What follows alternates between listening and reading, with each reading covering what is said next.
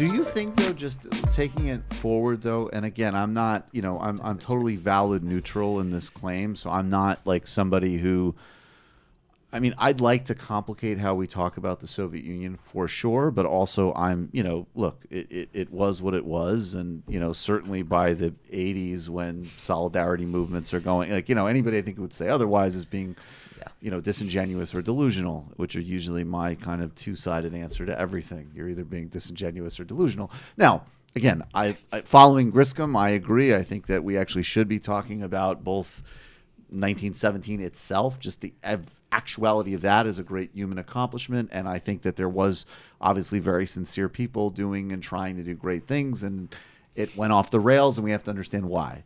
But that being so, I'm not making a defense of the Soviet Union. But that being said, when you go to the 80s, do you think that the kind of social democracy that you're talking about, that first domestically has this huge pushback with oligarchic money and a sort of re-entrenchment of almost like the pre-New Deal political coalition blocking American progress, does that, though, also overlap with, by the time, we talk about being 90s babies, the total ideological collapse of growing up at a time where now it's fun. Now we get to be like, oh, the young Marxists and the social democrat, whatever. The way we grew up, if somebody came out on television and said, maybe we ought to not cut Medicare and maybe deregulating Wall Street isn't the best idea on the planet, that was like, whoa. Who is that radical voice of dissent? Because there was complete ideological hegemony. Right. Part of that must have been that the Soviet Union wasn't around as a counterweight. Oh, absolutely.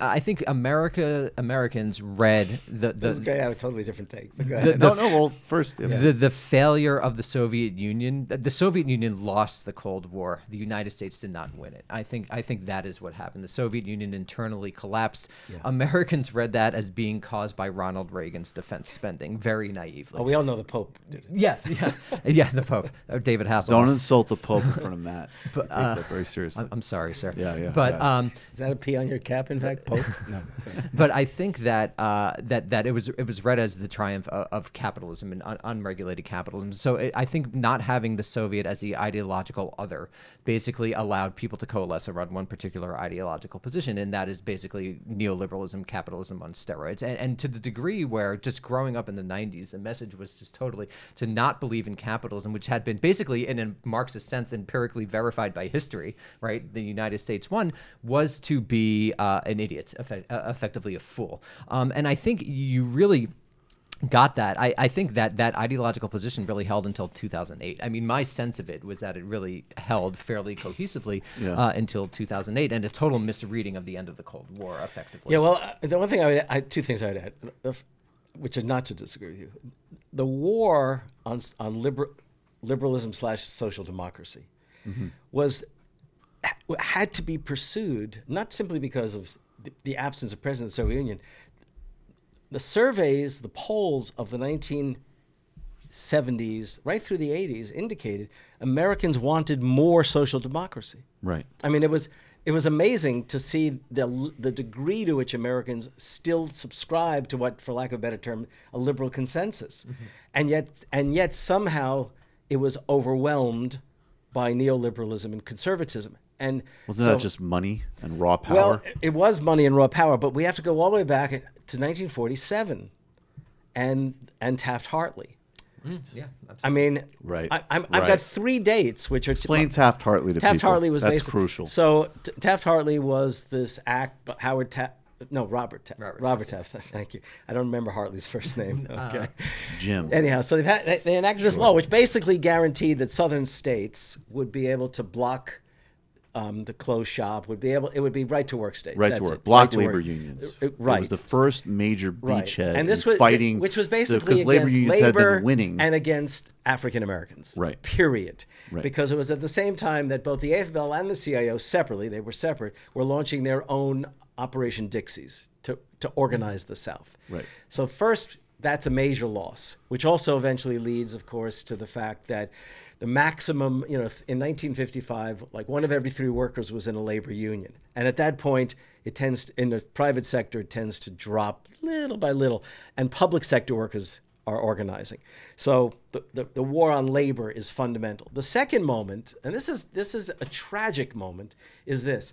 So Johnson is elected, and Johnson, he's basically got I'm creating a moment that may not have existed exactly like this. He's got both George Meany and Walter Reuther, the two main labor leaders of who the day. probably had little affection for each other. Right. Okay. Reuther is a social democrat.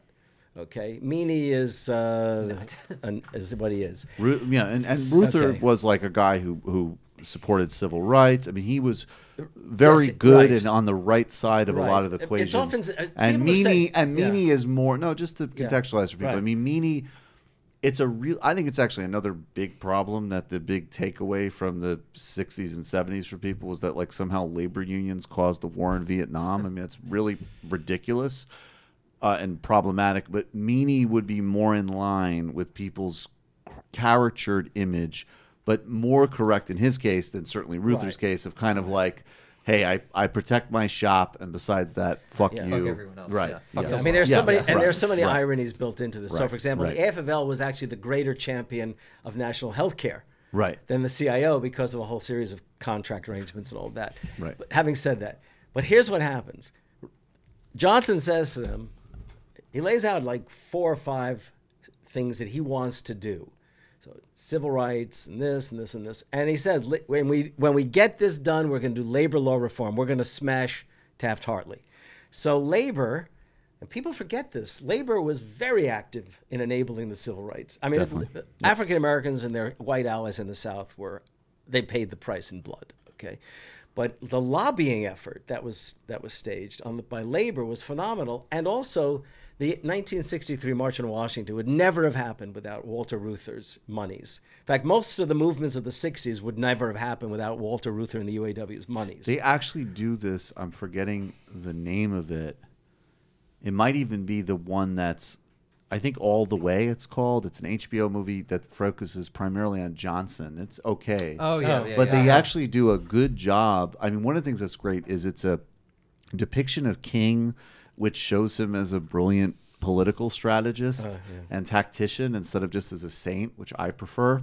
And they show his relationship with Reuther. And, again, very much as a relationship of two collaborators who have a lot of shared goals, but their own agendas. And that's a great part of the famous that film. speech in Washington, the I Have a Dream speech, is actually rehearsed, you might say, at a major Labor Day event in Detroit. Maybe it wasn't Labor Day, but it was a big labor event. But here's the thing. This is what I'm going to get at.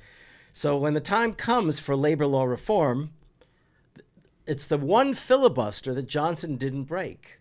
Wow. And the vote on whether or not to end the filibuster, do you know about this? McGovern. Right. McGovern asks for permission, basically, to not vote to end the filibuster. So here's this pivotal moment. McGovern, why? Do you know this? Honestly, I'm going to go on a tangent. Because he's from South Dakota. Why?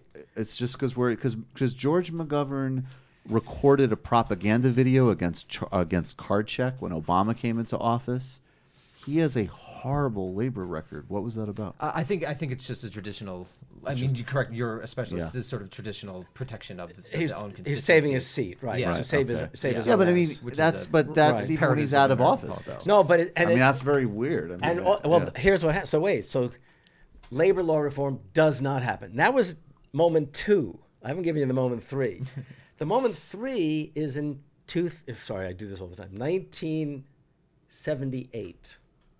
When Jimmy Carter refuses to go for labor law reform. And this actually is when Doug Frazier of the UAW says, fuck you, I'm not even going to serve anymore on the DuPont Commission, which was a labor management kind of commission. You've just watched a Michael Brooks show video, and you can watch all of our full main live shows every Tuesday night at around 7 p.m. Eastern Time, and subscribe to get all of the clips you want. We're covering the globe.